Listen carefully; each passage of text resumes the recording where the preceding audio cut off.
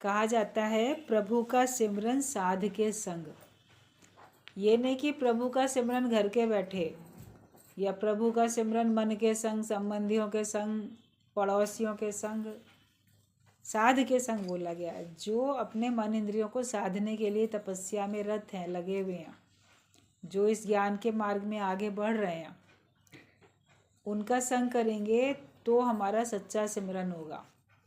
वरना मनुष्य भक्ति प्रभु की छोड़ के विषयों से करता प्यार है।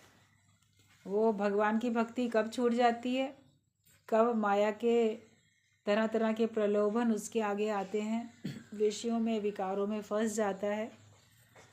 उससे छूटने के लिए जैसी कंपनी करेंगे वैसे ही हमारे को कलर लगेगा। As the company so the colour. तो अगर हम सच्ची तरीके से सिमरन करना चाहते हैं तो हमें अपने इर्द गिर्द चारों तरफ अधिक समय तक साध संगत को रखना चाहिए, या अपने को उनके बीच में रखना चाहिए। सत्संग में जब हम आके बैठते हैं तो यहाँ सब एक ही विचारधारा के लोग आके बैठते हैं। सभी लोग का उद्देश्य ये होता है कि हम वाणी को सुने, उसको अपने व्यवहार में उतारें और इस मोह माया से हट के हम परमात्मा से जुड़ें। हमारा योग लगे, हमारा उद्धार हो, मोक्ष मिले, आवागमन के चक्कर से छुटकारा हो। ये अंदर में सभी की एक ख्वाहिश होती है, सभी का लक्ष्य भी यही होता है, इसीलिए सब लोग आके बैठते हैं। तो जैसी चाह करने वाले लोगों के बीच में हम बैठते हैं तो हमारे अंदर भी देख के, महसूस करके वही चाह उपज जाती है। तभी का प्रभु का सिमरन साध के साथ। तो हमेशा सत्संग में आके बैठो। किसी मजबूरी के कारण से आप अगर नहीं आ सकते हो तो ऑनलाइन का तो एक बहुत अच्छा सहारा है सबके पास, लेकिन केवल इसी को आधार बना के आप सुनोगे तो उसमें भी आपको फ़ायदा नहीं होने वाला पूरा। ये हमारे लिए तब है जब हम नहीं आ सकते हैं। लेकिन अगर है पाँव तेरे फिर भी आने से है मजबूर, तो फिर आपको कौन बचाएगा, कौन समझाएगा। जब हम आ सकें तो हमें ज़रूर आना चाहिए, या अपने बंधन काट के हमको आना चाहिए। कभी कभी कोई कारण ऐसा बनता है, आप घर में अकेले हो और कभी कोई कारण है, आपको वो कार्य उसी समय करना आवश्यक है, तो भले आप रुक सकते हो, लेकिन अंदर में उसके लिए भी कोई ऑल्टरनेट हमको तैयार करना चाहिए, ढूंढना चाहिए कि ठीक है, कभी कभी कोई मजबूरी ऐसी पड़ती है तो वो कभी साल 6 महीने में या 1 महीने में भी 1-2 दिन पड़ेगी। भाई किसी एक दिन आपको बैंक जाना पड़ेगा, या किसी एक दिन आपको कोई कोरियर का या गैस वाले का, किसी का आपको इंतज़ार करना पड़ेगा कि सिलेंडर आना है, या जो भी है।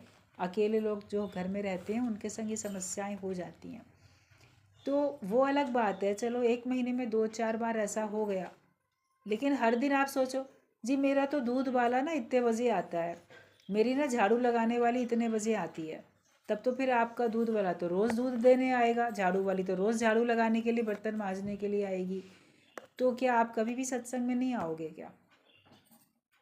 ये बंधन है, इसको काटना है। आप दूध वाले का टाइम चेंज करो, और वरना उसको बोलो कि हम नहीं लेंगे तुमसे, हम पैकेट का खरीद के लेके आएंगे। क्यों उसके चक्कर में आप बैठ जाते हो? अगर वो जल्दी लाके देता है आपको तो ठीक है, वरना बोलो हम इस टाइम नहीं रह सकते हैं। जब नौकरी करने के लिए कोई जाता है तब कैसे समय निकाल के जाता है, तब उसकी झाड़ू वाली, काम वाली, दूध वाले सब कैसे उनको मैनेज करता है वो व्यक्ति। समस्याएं तो उनके पास भी होती हैं। तो उन समस्याओं से हमको छुटकारा पाने के लिए प्रयास करना है, जो ये रोज़ वाली हैं। लेकिन कभी कभी की बात अलग होती है, कभी किसी को आना है, कोई कारण है, या कभी घर में कोई ऐसा बीमार है, आपको उसकी सेवा में लगना है और आप उस समय उसको छोड़ के नेगलेक्ट करके नहीं आ सकते हो, तो बात अलग होती है। लेकिन ये चीज़ें रोज़ की थोड़ी होती हैं, ये तो कभी कभी की होती हैं। अपने बंधन को जांचो और महसूस करो, और उनको मैं कैसे दूर कर सकता हूँ, इसके लिए अपने अंदर से युक्ति ढूंढो। गुरु तो सत्संग में, वाणी में रोज़ बताते रहते हैं, लेकिन हमको भी तो अपने अंदर से युक्ति ढूंढनी है, या जो बात बताई जाती है उसको हमें भी तो समझना है, हमें भी तो उसके ऊपर चलना है। तो ये पुरुषार्थ हमें करना चाहिए कि ये तो झंझट रोज़ के हैं। घर वाले तो किसी के रोज़ बोलेंगे कि ऑनलाइन हो रहा है ना, बैठ के सुन लो, जाने की क्या ज़रूरत है। तो क्या प्रभु का सिमरन साध के संग में आप कर पाओगे? प्रभु का सिमरन घर वालों के संग में करोगे, और वो भी आपको एकाग्रता से सिमरन आपका नहीं करने देंगे। अच्छा, वाणी तो चली रही है, ज़रा चाय बना दो, ज़रा ये कर लो, ज़रा वो कर लो। खुद भी मन सोचेगा बैठी तो हूँ, माइक कैमरा तो सब ऑफ है ही, अपने जेब में मोबाइल को कहीं रख लिया, टांग लिया, और घर के काम भी करते जा रहे हैं, सुनते भी जा रहे हैं। तो अपना मन भी सुख बुद्धि में आ जाता है और फिर सुस्त और आलसी हो जाता है। तो आपकी एकाग्रता पूरी तरह से नहीं बनती है, या आप पूरी तरह से माया रहित नहीं हो पाते हो, विकार रहित नहीं हो पाते हो, या आप फिर पूरी तरह से निष्कामी नहीं हो पाते हो। रहे तो सकामी ना, कर्म तो सकाम वाले ही कर रहे हो, तो छूटे कहाँ। अपने मन को दिलासा देना होता है, थोड़ा प्रभाव पड़ता है, लेकिन पूरी तरह से मैं छूट जाऊं, उसके लिए तो आपको पुरुषार्थ करना पड़ेगा। इसीलिए कई बार ये बात बोली जाती है कि जो लोग भी हैं, आसपास हैं, पास में हैं, या जैसे जब ऑनलाइन सत्संग नहीं होता था तब कैसे वो नियम से रोज़ आते थे, चाहे दूर रहते थे चाहे पास रहते थे। लेकिन जब ऑनलाइन का ज़माना ही नहीं था, लॉकडाउन लगा, कोरोना फैला, तब से ऑनलाइन सत्संग का होने लगा। वरना तो पढ़ाई वगैरह थोड़ा बच्चे करते थे ऑनलाइन, उतनी नहीं करते थे, लेकिन ये है कि फिर भी थोड़ी बहुत होती थी। बाद में तो पढ़ाई भी होने लगी, जॉब भी होने लगी, वर्क फ्रॉम होम हो गया, ऑनलाइन कर रहे हैं सब काम, नौकरी भी कर रहे हैं, तो सत्संग भी होने लगा। लेकिन अब तो सब खुल गया है, बच्चे स्कूल रोज़ जा रहे हैं, नौकरी वाले नौकरी पे जा रहे हैं, तो सत्संग वाले सत्संग में क्यों नहीं आ रहे? जो पहले आते थे उन्हें आना चाहिए, और जो पहले नहीं आते थे, दूर थे, उनको फिर वो प्रयास करके कि ठीक है हम रोज़ नहीं जा सकते तो हम हफ्ते में एक दिन जाएंगे। दूसरे शहर में भी जो रहते हैं तो वो लोग भी तो आते हैं, गुरुजी के सामने से आते हैं, आज दिन तक आते चले आ रहे हैं। जो दूसरे शहर में रहते हैं वो भी अपना समय निकाल के चले आते हैं। कई लोगों ने ऐसा नियम बना के रखा था गुरुजी के सामने से, अभी तक भी उनका नियम चल रहा है कि 1 महीने में एक बार हमको लखनऊ में आना ही आना है, 4 दिन के लिए आना है। या जैसे ये होता था कि एक शहर के लोगों को अलॉट कर दिया कि तुम जो हो इस हफ्ते में आओगे, या इस तारीख से इस तारीख तक तुम आओगे, 15 दिन के लिए आओगे, उसमें लोग आना जाना करते रहते थे। तो छूटना कोई चाहता है तब उसके लिए बहुत रास्ते हैं, और जो छूटना नहीं चाहता है उसके लिए 1000 बहाने हैं। अपने अंदर का संकल्प क्या है ये देखो, और उस संकल्प को पूरा करने के लिए दृढ़ता के साथ पुरुषार्थ करो। सोचते नहीं रह जाओ हाँ हाँ ऐसा करना चाहिए, करेंगे करेंगे, लेकिन उसके लिए कदम बढ़ा लो, फिर जो दिक्कतें परेशानियाँ आएंगी उनको फिर आप दूर करोगे। तो प्रभु का सिमरन साध के संग होता है, प्रभु का सिमरन कहीं और बैठ के पूरी तरह से नहीं होता है। ये बात गुरु नानक देव ने बोली है। साधु जो और लोग साधु संत हैं उन्होंने भी ये बात कही है, स्वयं अवतार ने ये बात बोली है, भगवान कृष्ण ने, राम ने, उन्होंने सब ने जैसे जैसे कभी कभी भी बात चलती है तो सत्संग की महिमा तो उन्होंने भी गाई है, गुरु के सानिध्य में रहने का वर्णन तो उन्होंने भी किया है। कृष्ण भगवान हो चाहे राम भगवान हो, गुरु नानक देव हों, जो भी संत अवतार आए, भगवान के रूप आए, तो सत्संग की महिमा तो सबसे अधिक बताई। हर वेद शास्त्र में सत्संग की महिमा बोली है, वेदों की और शास्त्रों की महिमा कम है और सत्संग की ज़्यादा बताई है, क्योंकि सत्संग में उन्हीं वेदों शास्त्रों की वाणी हमको सरल भाषा में सरलता से समझाई जाती है, जिसको हम अपने जीवन में उतार सकते हैं। वरना लगता है ये बड़ी कठिन बात है, ये शायद हमारे लिए नहीं हो सकती है, कोई किसी और के लिए हो सकती है। तो सत्संग से ही विवेक खुलता है, बिन सत्संग विवेक ना हो। अगर आप विवेकवान बनना चाहते हो, जब तक विवेक नहीं खुलेगा तब तक आपको ज्ञान समझ में नहीं आएगा। तो सर्वप्रथम सत्संग है, जो लोग दूर भी रहते हैं वो भी अपना नियम बनाएं, महीने में 1 दिन आने का, हफ्ते में 1 दिन आने का, जैसे भी जिनकी सहूलत होती है। जो दूसरे शहर में रहते हैं वो अपने रिश्तेदारों के पास तो चले जाते हैं, किसी त्यौहार पे जाएंगे, शादी ब्याह होती है तो जाते हैं, कोई कोई और फंक्शन होता है तो भी जाते हैं, या कोई समस्या आ जाती है तो जाते हैं। जाते नहीं है क्या? आप लोग भी तो जाते हो ना, सब लोग लोकारीत में जाते ही हो संबंधियों के पास। दूसरे शहर में होते हो, आपके संबंधी दूसरे शहर में होते हैं, फिर कभी बोलते बहुत दिन से मिले नहीं ना, बहन से मिलने जा रहे हैं, भाई से मिल आए, माता पिता से मिल आए, जाके बिना किसी कारण के भी जाते हो कि बड़े दिन से उनको देखा नहीं है, बहुत बुला रहे हैं वो, और हमारा भी मन ला देख आते हैं, मिल आते हैं। तो फिर सत्संग के लिए क्यों नहीं वो विचार रख सकते कि नहीं हम जा रहे हैं, हम तो गुरु के दर पे जा रहे हैं, हम तो वहाँ जा रहे हैं। उसके लिए आप बोल ही नहीं पाओगे, खुद ही अंदर डर लगेगा, घर वाले क्या कहेंगे, भी उनके लिए क्यों जा रहे हो। तो तुम्हारे लिए एक बराबर होना चाहिए ना सब। जैसे तुम्हारे संबंधी तुमको प्रिय हैं या उनके पास जाना तुमको अति आवश्यक लगता है, तो ऐसे तुमको सत्संग भी, गुरु भी अति प्रिय लगना चाहिए और उसके पास जाना भी अति आवश्यक लगना चाहिए। तो फिर ये बंधन कटते हैं। जब रुकावट आती है तो उस रुकावट को दूर करने के लिए आप युक्ति लगाते हो, आप सामना मुकाबला करते हो, तो फिर आपको बल मिलता है और आप फिर छूटने का आनंद महसूस कर पाते हो, जीवन मुक्ति का आनंद आप महसूस कर सकते हो। इसीलिए बोला गया प्रभु का सिमरन साध के संग। अगर साध संगत में नहीं बैठोगे तो मनवा तो देह दिस फिरे, वो तो 10 दिशाओं में फिरेगा, मनवा तो मन 10 दिशाओं में घूमता रहेगा। साध संगत में बैठने से ही सिमरन होता है। सिमर सिमर सिमर तो सुख पावे, मतलब कि जब हम सच्चा सिमरन करते हैं तभी हमको सुख भी मिलता है। बाकी सब माया तो आखिर यही सब रह जानी है, ये अगर पक्का कर लो तो तुम्हारे अंदर विकार उठेंगे भी नहीं और तुम उनमें फंसोगे भी नहीं। आखिर तो सब यहीं रह जाना है। ये वैराग्य अगर पक्का करो तो तुम्हारे अंदर भी विकार नहीं उठेंगे और वो तुमको बांध भी नहीं सकते हैं। हमारे अंदर के विचार पहले हमको बांधते हैं, तब बाहर से माया हमको बंधन में लाती है। अगर हमारा ख्याल हमको ना बांधे तो संसार में कोई भी हमको बंधन में नहीं ला सकता है।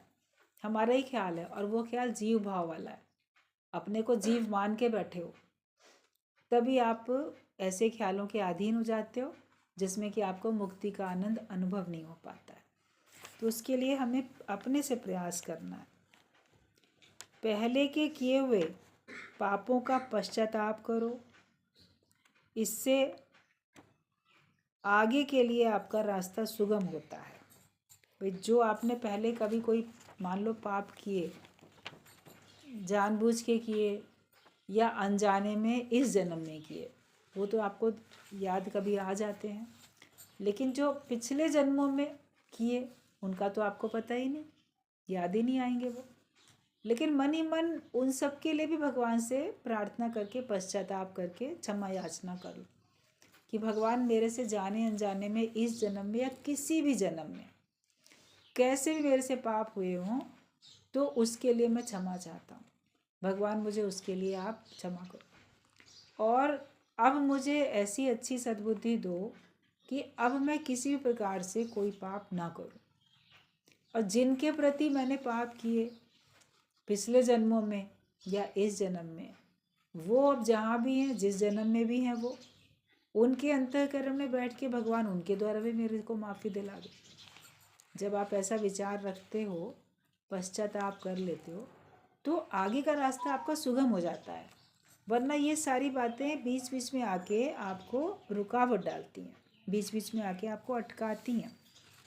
अपने ही किए हुए कर्म याद आके आपको दुखी कर देते हैं, उदास कर देते हैं, और उन कर्मों से आप दुखी उदास हो जाते हो और उसके बाद फिर आप आगे नहीं बढ़ पाते हो।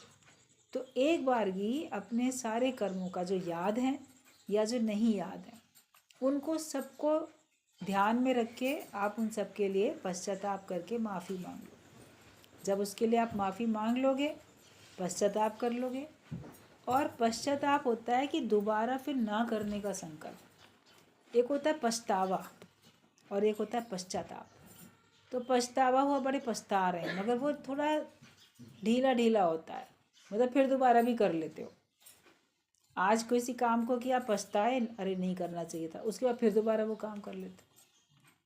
पछतावा तो फिर भी दोबारा से आप पछतावा हो जाएगा। लेकिन पश्चाताप बिल्कुल जिसमें कि हृदय से आपने किया और पक्का दृढ़ निश्चय कर लिया कि अब दोबारा मेरे से ये गलतियाँ, ये पाप होंगे नहीं। दृढ़ निश्चय के साथ जो आप करते हो, तो वो हमें कर लेना है। तो फिर आपका आगे का रास्ता सुगम हो जाता है। अगर हम उन्नति करना चाहते हैं, आध्यात्म के क्षेत्र में उन्नति करना चाहते हैं, तो एक बार ही अपने पुराने किए हुए जो भी कुछ है कर्म, उनके प्रति हमको दृष्टि डाल के, जो भी बुरे काम, किसी के दिल को दुखाने वाले काम, किसी का नुकसान पहुंचाने वाले काम, मन से या वाणी से या तन से जो भी हो गए, अज्ञानता में ही हुए, लापरवाही से हुए, नासमझी से हुए, उसके लिए हमको सच्चे हृदय से पश्चाताप कर लेना। फिर वो आपको याद नहीं आएंगे कभी और आपको रुकावट नहीं डालेंगे। फिर आप इस जीवन में अपनी आध्यात्मिक उन्नति कर सकते हो। बार बार कोई विचार आके आपको तंग करता है, तो आप गुरु से अकेले में उसको बता दो, ये विचार मेरे को बार बार आके तंग कर रहा है, जिससे मैं आत्मा का आनंद अनुभव नहीं कर पाता हूँ, मैं अपने को पूर्ण योगी अनुभव नहीं कर पाता हूँ। मैं फिर अपने को भोगी, अपने को जीव भाव वाला समझ लेता हूँ, दुख भोगने वाला या सुख भोगने वाला अपने को मानने लग जाता हूँ, लेकिन मैं भोगी बन जाता हूँ, योगी नहीं बन पाता। तो जब आप गुरु को बता देते हो, तो भी आपका, जैसे कोई चीज़ दी, कोई एप्लीकेशन लिख के दी, उसको फाड़ के गुरु ने चिट्ठा फेंक दिया, तो आप बता देने के बाद फिर वो आपको तंग करने के लिए फिर कभी आता नहीं है। तब हमारा आगे का रास्ता सुगम होता है। तो सरल अपना जीवन बनाओ, अपना रास्ता भी सुगम बनाओ। राह की जितनी भी रुकावटें हैं, उन सब रुकावटों को हमको दूर करते जाना है। जिसके अंदर भगवान नहीं, उसके पास आनंद और शांति भी नहीं है। माया कितनी भी हो, 1,00,000 पूत 1,15,00,000 नाती, 30 रावण घर दिया न बाती। वो तो जिसके पास भगवान नहीं है, तो उसके पास तो फिर कुछ भी नहीं है ना, आनंद और शांति तो है ही नहीं। लेकिन जिसने अंदर में भगवान को नहीं बसाया, माया, परिवार, वो सब बहुत जोड़ा और कर्म अपने अच्छे नहीं किए, भगवान की भक्ति में नहीं लगा, तो फिर आप देखो कि कहावत बन गई, बात कहने में आ गई, कितना लंबा चौड़ा परिवार था, लेकिन पाप करने से, अपराध करने से, भगवान से विमुख होने से, अपनी गलती ना मानने से, हठ पे खड़े रहने से वो स्वयं भी नष्ट हुआ और उसका पूरा का पूरा कुल, खानदान, परिवार रावण का नष्ट हो गया। तो हम भगवान की शरण में चले जाएं, शरणागत होके बैठेंगे तो हम भी बचेंगे। और आपका आदर्श देख के आपके जान पहचान के लोग, परिवार के लोग, कुटुंब के लोग, वो लोग भी सब आपको देख के शायद प्रेरणा लेके भगवान की राह में आगे बढ़ेंगे और उनका भी फिर उद्धार हो जाएगा। अगर तुम्हें कोई दुखी कर रहा है, तो वो है तुम्हारा अहंकार। किसी नाम रूप को, किसी व्यक्ति को नहीं बोलो कि वो मुझे दुखी कर रहा है, लेकिन तुम्हारा अभिमान, अहंकार, अहम भाव, वो तुमको दुखी करता है। अपने को जीव भाव में ले आते हो, अपने को नाम रूप जान लेते हो, मैं हूँ ये शरीर, मैं हूँ ये नाम, तो फिर आपको दुख है। तो तुम्हारा अहंकार तुम्हें दुखी करता है। तुमने एक इच्छा रखी कि सब तुम्हारी मत के अनुसार चलें, पर वो नहीं चलेंगे, तो तुम्हारे अहंकार को चोट पहुंचती है और तुम दुखी हो जाते हो। जैसे ईगो हर्ट हो जाती है, लोग कहते हैं ना, मेरी ना ईगो हर्ट हो गई, मेरा दिल दुख गया, इसने मेरे चोट पहुंचाई दिल को। आपने कोई इच्छा रखी ना पहले, ये मुझे मान सम्मान दे, ये मेरे से मीठा बोले, ये मेरा काम करे, मेरी मदद करे, ये मुझे समझे, मेरा कहना मान ले, या जैसा मेरे विचार है मेरे हिसाब से मेरी बुद्धि के अनुसार चले। लेकिन वो फिर उसके हिसाब से नहीं चलता है दूसरा व्यक्ति जिससे आप उम्मीद करते हो, चाहे वो आपके परिवार के लोग हों, आपके घर में छोटे हों, आपसे आपके बच्चे, और आपसे उम्र में छोटे, या आपसे उम्र में बड़े हों, या पद में छोटे या पद में बड़े हों। हम उम्मीद करते हैं, इच्छा करते हैं, और अगर वो पूरी नहीं करता है दूसरा व्यक्ति तो फिर आपको ठेस लगती है, अरे इसने मुझे ऐसा उल्टा जवाब दे दिया, इसने मेरा कहना नहीं माना, ये मेरे हिसाब से नहीं चला। तो फिर उस वजह से ही तो तुम दुखी हुए, तुम्हारे ईगो को हर्ट हो गया, ईगो अहंकार को चोट लगी, अहम के कारण ही तो दुखी हुए। ज्ञानी के पास अहम होता ही नहीं है, वो तो ब्रह्म भाव में रहता है, ब्रह्माकार वृत्ति में रहता है, अहम है ही नहीं। इस अहम को निकालो, ब्रह्म को पक्का कर लो, तो फिर आप देखोगे ईगो बची ही नहीं है, अहंकार बचा ही नहीं है, तो फिर दुखी भी कौन होगा। इसीलिए ब्रह्मज्ञानी दुखी नहीं होता है, क्योंकि वो अपने को देह करके मानता ही नहीं है, और वो ये जानता है कि हर एक की अपनी अपनी समझ है, समझा भले देगा वो, लेकिन अगर कोई नहीं समझता है तो उसके हाल पे छोड़ देगा, अपने को तो दुखी नहीं करेगा ना। आप लोग समझाते हो, वो नहीं समझते हैं तो आप लोग दुखी हो जाते हो, फिर उसको उसके हाल पे छोड़ दो कि हमने तो अपना कर्तव्य कर्म पूरा किया, उनको समझाई बात, हमारे पर दोष नहीं है। फिर भी आपकी बात ना मान के कोई ज़बरदस्ती गड्ढे में जा रहा है, गिर रहा है, डूब रहा है, तो डूबेगा, माया में डूबेगा, जाके बचा नहीं सकोगे आप उसको। भगवान ने उसका वैसे ही शायद हिसाब किताब लिखा है। समझाना एक बार ही अपना काम होता है, मानना ना मानना दूसरे की मर्जी है। मतलब तुम ना मानो तो कोई ज़ोर नहीं है, अगर कोई नहीं मानेगा तो उसके ऊपर कोई ज़ोर भी नहीं होता है। तो तुम्हारे अहंकार को ही चोट पहुंचती है जब कोई तुम्हारे मत के हिसाब से नहीं चलता है, और तुम फिर दुखी हो जाते हो। नारद ने स्वर्ग के दरवाजे खाली और नरक के भरे देखे, ये दृष्टांत है। किसी भी जन्म में तुम्हारा मोह छूटता नहीं है, ये मेरापन तुम्हारे मोक्ष में रुकावट है। मतलब स्वर्ग का दरवाज़ा स्वर्ग लिखा हुआ था और एक जगह नरक लिखा हुआ था।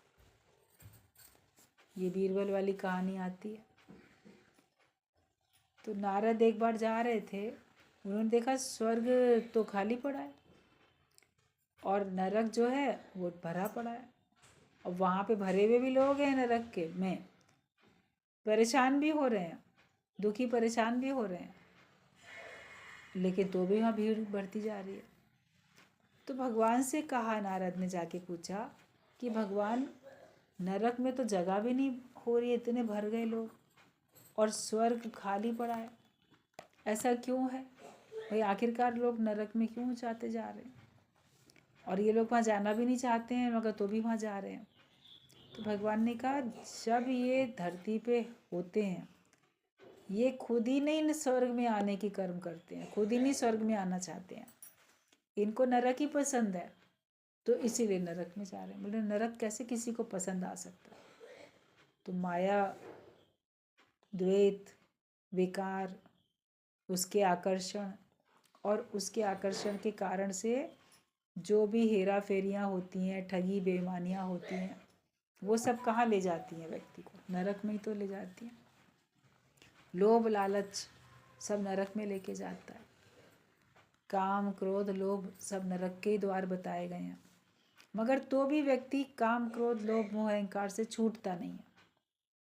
कोई छुड़ाना चाहे तो छूटता नहीं है, इसीलिए वो अपने अपने कर्म के हिसाब से ही नरक में जा रहे हैं, और यहाँ से वो निकलना भी चाहते हैं, लेकिन जब उनको पहले से सुझाव किया जाए ऐसा मत करो कि तुम्हें नरक में जाना पड़ेगा, तो कहाँ कोई सुनता है। संतों की बातें, शास्त्रों की बातें आप देखो कौन सुनता है। आप ही किसी को समझाओ, देखो ऐसा मत करो तुम्हें नरक में जाना पड़ेगा, अरे किसने देखा नरक, किसने देखा स्वर्ग नरक, जो है तो यहीं है, आप ही को उल्टा जवाब दे देंगे लोग। तो कर्म करते वक्त तो सुजाग नहीं रहते हैं, और भोगते वक्त हाय हाय करते हैं। तो भगवान ने कहा ये अपने, मैं नहीं भेजता इनको स्वर्ग में या नरक में, लेकिन ये अपने ही कर्मानुसार स्वर्ग नरक में जा रहे हैं। और इसके ऊपर बीरबल वाली एक बात बताई भी जाती है कई बार। जब पूछा राजा ने कि क्या पता चल सकता है कि हमारे राज्य के कितने लोग स्वर्ग में जाएंगे, कितने नरक में जाएंगे, पहले से मालूम पड़ सकता है क्या? तो बीरबल की तो बुद्धि बड़ी तेज थी, हाजिर जवाब भी था वो, चतुर एकदम। उसने कहा हाँ महाराज, पता चल सकता है। अब बाकी दरबारी सोचें कैसे पता चल जाएगा कि कौन नरक जाएगा कौन स्वर्ग जाएगा। बोले शाम को आपको बता देंगे। ऐलान कर दिया। जो नगर में एक बहुत बड़ा मैदान था जहाँ पे सब आयोजन होते थे, नुमाइश लगती थी, आयोजन होते थे, तो कहा कि सबको आना है, एंट्री फ्री है और अंदर भी जो भी कुछ है सब फ्री है, पैसा कहीं नहीं लगने वाला। तो वहाँ पे 2 बड़े बड़े पांडाल लगा दिए। एक के बाहर लिख दिया स्वर्ग, यहाँ में जो जाएगा इसमें अंदर उसको स्वर्ग मिलेगा, और एक में लिख दिया नरक कि इसमें जो जाएगा उसको नरक मिलेगा मृत्यु के बाद। तो जब उसका गेट खोला गया एग्जीबिशन का, तो कह रहे इसमें जो जाएगा सबको स्वर्ग मिलेगा मृत्यु के बाद भी। पहले तो सारी भीड़ वहीं दौड़ी कि हाँ यहाँ जाएं, मरने के बाद हम स्वर्ग में जाएंगे पक्का पक्का। तो अंदर जाके क्या देखते हैं कि वहाँ तो कोई सत्संग भजन कीर्तन चल रहा है, थोड़े से साधु संत लोग बैठे हैं, भगवान की ज्ञान की कुछ चर्चा हो रही है। तो वहाँ किसका मन लगे? बैठे अच्छा ये सब हो रहा है, ये सब करेंगे तो हम स्वर्ग में जाएंगे। क्यूरियोसिटी, अच्छा नरक में क्या करेंगे जो नरक में जाएंगे, वो देख आए पहले जाके, फिर आ जाएंगे यहाँ पे। गए वहाँ, तो वहाँ देखा संसार के सारे सुख स्टॉल लगे पड़े हैं। चाट की दुकानें, तो आइसक्रीम की दुकानें, तो मिठाई, खाना पीना, झूले और सुख जितने भी होते हैं, नाटक, डांस, पिक्चर, ये वो जो पैसा दे के आप जाते हो मनोरंजन के लिए, पैसा खर्च करके जिन चीज़ों को आप मनोरंजन के लिए जाते हो देखने या सुनने, वो सब वहाँ पे फ्री में चल रही थी। सब ने कहा वैसे तो हम पैसा खर्च करके ख़रीदते हैं ये चीज़ें, खाने पीने की या झूले में झूलने की या नाटक देखने की, पिक्चर देखने की, ये सब चीज़ें तो संसार के सुख हैं और सब फ्री में मिल रहे हैं। बोले इन्हीं को क्यों ना पहले ले लिया जाए, वहाँ पे बाद में चले जाएंगे। तो देखने सब गए तो फंस तो उसी में गए ना। जो टाइम था कितने घंटे तक ये खुला रहेगा द्वार, तो उसी में लिप्त हो गए, दोबारा से गए नहीं, स्वर्ग वाले पांडाल में गए नहीं। केवल कुछ लोग थे जिनको उसमें रुचि थी। हरि नाम में रुचि किसी किसी को होती है, सत्संग में रुचि किसी सौभाग्यशाली को होती है। तो वो लोग, थोड़े लोग बैठे हुए थे। बीरबल ने राजा से कहा चलिए अब आप चलिए, देख लीजिए अपनी आँखों से कितने लोग स्वर्ग जाएंगे, कितने लोग नरक जाएंगे। तो वहाँ भी स्वर्ग वाला जो पांडाल था उसमें तो गिने चुने गिनती के कुछ 8-10 लोग, थोड़े ही लोग बैठे थे। और जो नरक वाला पांडाल था उसमें धक्का मुक्की हो रही थी, अरे जल्दी तुम झूले से उतरो, हम झूलें, जल्दी हमें मिल जाए खाने को तो हम खाएं, जल्दी हम यहाँ देख लें। उसमें तो भीड़ में जाने की जगह नहीं हो रही थी, पूरा नगर उसी में भरा पड़ा था। बोले ये सब नरक में जाएंगे। बाहर लिखा भी है कि अगर इनमें लिप्त होगे तो नरक में जाओगे। आँख से पढ़ भी रहे हैं, समझ भी रहे हैं, फिर भी रुचि तो इनकी वही है। हर एक अपनी रुचि के अनुसार ही तो अपना आगे का भविष्य तैयार करता है, अपना आगे का जीवन अपनी रुचि के अनुसार तैयार करता है। तो इसमें भगवान का दोष थोड़ी है। भगवान ने तो रास्ता दिखा दिया, बता दिया ये करोगे तो इसका फल ये है। कर्म करने में तुम बिल्कुल फ्री हो, स्वतंत्र हो, जैसे कर्म करोगे, लेकिन फल उसका जो है वो तुमको फिर भोगना ही पड़ेगा। तो ये भगवान किसी को स्वर्ग या नरक में नहीं भेजते हैं। तुम्हारी अपनी जो जैसी चाहत होती है, जैसी इच्छा होती है, फिर जैसे कर्म होते हैं, उनके फल भोगने के लिए आपको स्वर्ग या नरक मिलता है। मोक्ष में तुम्हारा मैं और मेरापन रुकावट है। अगर तुम मोक्ष पाना चाहते हो तो तुम्हारी मैं और मेरापन, अपने लिए भी ये मेरी देह, ये मेरा नाम, ये मेरा सुख या मेरा परिवार, मैं मेरा, यही मोक्ष में रुकावट होता है। माया में कितने भी कष्ट मिलते हैं फिर भी मन जाता उसी में है। 100 जूता खाए तमाशा घुस के देख। कहाँ पे तकलीफ भी मिल रही है, धोखा भी मिल रहा है, तो भी हटना नहीं चाहते हैं। मैं मेरे में मनुष्य लिप्त रहता है। 24 घंटे में से कितने घंटे तुम भगवान के लिए देते हो या अपने स्वयं के लिए भी देते हो, ये हिसाब लगाओ। आप सबको, हम सबको एक दिन में 24 घंटे मिलते हैं। कितने घंटे तो रात को निद्रा में सो के बिता देते हो। कितने बजे सोते हो, कितने बजे उठते हो, ये आप अपना अपना हिसाब रख सकते हो कि कितने घंटे हमने सोने में दे दिए। उसके बाद कितने घंटे बचे आपकी जागृत अवस्था के। उस जागृत अवस्था में जितने घंटे भी बचे उसमें कितने घंटे आप भगवान की भक्ति करते हो, कितने घंटे आप सत्संग में जाते हो और कितने घंटे आप माया के लिए जाते हो। कितना घंटा आप माया के लिए देते हो और कितना घंटा आप सत्संग के लिए देते हो। ये भी अपना अपना हिसाब खुद रख लो। जो लोग नौकरी करते हैं कितना घंटा माया को देते हैं, जो दुकान खोल के बैठते हैं वो कितना घंटा माया को देते हैं। फिर सत्संग के लिए कौन कितने घंटे दे रहा है या अपने स्वयं के स्वाध्याय के लिए कौन कितने घंटे दे रहा है। आप माया के लिए नहीं जा रहे हो तो अपने परिवार वालों के लिए लिप्त बैठे हो। अपने स्वयं के उद्धार के लिए आपका कौन सा अध्ययन मनन चलता है, कौन सा आपका तपस्या होती है, कौन सा आपका ध्यान धारणा समाधि क्या होती है, भक्ति होती है, सत्कर्म होते हैं, क्या होता है। अपने स्वयं के लिए भी क्या मेहनत कर रहे हो। ये हर एक को अपना अपना हिसाब लगाना कि हम कितना समय भगवान के निमित्त, और वो नाम होता है भगवान के लिए दे रहे हैं, नाम होता है गुरु के लिए जीवन दे रहे हैं, नाम होता है सत्संग के लिए समय दे रहे हैं। वास्तविकता में तो होता अपने ही लिए है ना, किसी के ऊपर एहसान थोड़ी होता है। वो तो आप अपने स्वयं के लिए करते हो कि हम यहाँ जाएंगे, हम सुनेंगे, हम ज्ञान के हिसाब से चलेंगे तो हमारा ही कल्याण होगा, हमारा बेड़ा पार होगा, हमारा उद्धार होगा। किसी और का थोड़ी ना हो जाएगा उद्धार। तो हमें अपने लिए जो भी हम करते हैं हमको अपने लिए करना होता है। तो हम ये देख लें कि हमारा अपने लिए कितना समय हम देते हैं। सबकी आंखों पर पट्टी बंधी है मोह की। आंख बंद चक्कर लगाते हैं कोल्हू के बैल की तरह और समझते हैं कि बहुत प्रोग्रेस की है, बहुत उन्नति की, पर ये नहीं समझते खड़े उसी मैं मेरे की दुनिया में है।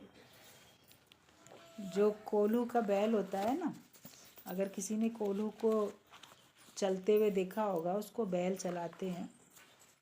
एक बैल होता है, उसको ऐसे उसमें लगा देते हैं और वो फिर गोल गोल घूमता है, जिससे वो जो मशीन होती है वो तेल निकलता जाता है। कोल्हू से बैल के तेल निकाले जाते हैं जो बैलों के द्वारा वैसे होता है।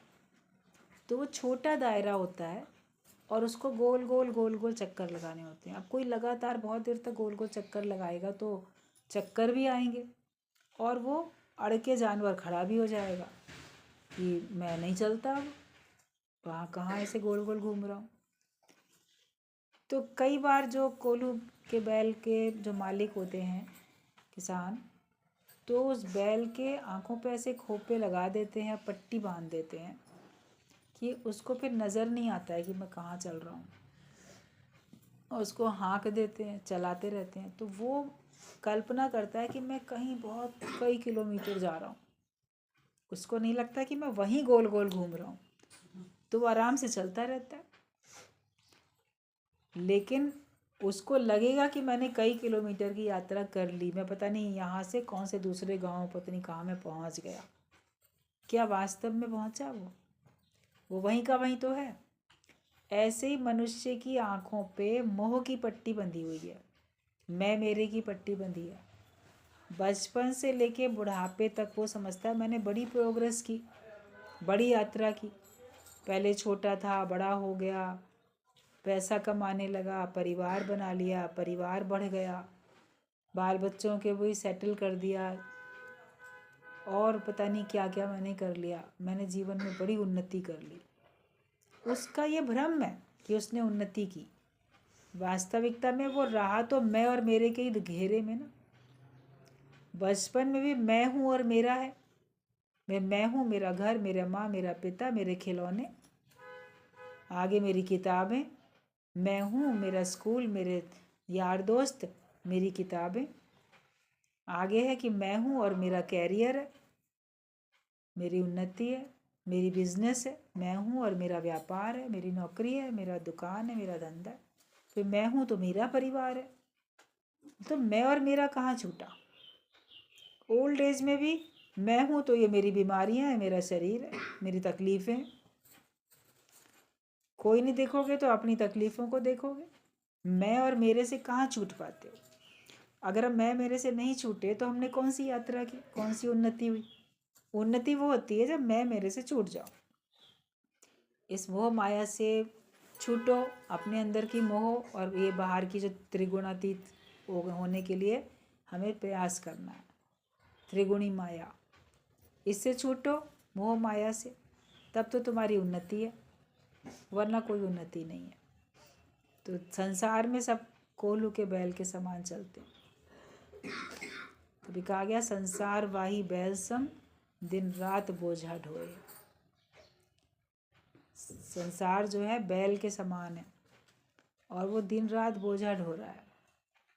लेकिन ज्ञानी ही है जो सुख से जगता और सोता है। ज्ञानी आराम से चैन से सोएगा, चैन से जागेगा, वो भगवान के कार्य में लगेगा। वो किसी कर्म को बोझ नहीं समझता है, वो हर कर्म को भगवान की भक्ति पूजा समझता है। तो उस कर्मों से उसको मिलता है आनंद। जो भी हर एक के सामने जो भी कर्म हैं, जिस जिस घर परिवार में जहाँ जहाँ आप रहते हो सब लोग, और आपके सामने जो भी कर्तव्य कर्म हैं, उनको बोझ नहीं समझो, उनको भगवान की पूजा समझो और भक्ति भावना से कार्य करो। लेकिन उसमें लिप्त नहीं होना है। लिपायमान तो हमको भगवान में ही होना है। हमको भगवान का सिमरन तो साध के संग ही करना है। हम उसको भक्ति पूजा समझ के करेंगे तो भी तो आप फिर फंस जाओगे मैं मेरे में। कर्म करो, कर्म ही पूजा है, वही भक्ति है। लेकिन हम उपराम होके बैठे, कमल के फूल की तरह निर्लेप न्यारे होके बैठे हैं, तो समझो कि हमारा वास्तव में सिमरन हो रहा है। तो सच्ची भक्ति करो, ऐसी भक्ति करो जिससे हमको शक्ति मिले। आप घर में जो कर्म को पूजा मान के अगर करते हो तो उसमें शक्ति क्या मिल रही है। शक्ति तो भगवान के नाम में ही मिलती है ना, सत्संग के नाम से ही तो शक्ति मिलती है, वचन सुनने से शक्ति मिलती है। ऐसा अपना शक्तिशाली भक्ति से शक्ति ऐसा जीवन बनाएं और फिर हमको उससे मिल जाएगी मुक्ति। मोक्ष का ज्ञान है ये। भले आप सब घर में रहते हो, अपने अपने घर गृहस्थ में रहते हो, लेकिन वहाँ पे छूट के बैठना है, ये सबको पुरुषार्थ करना है।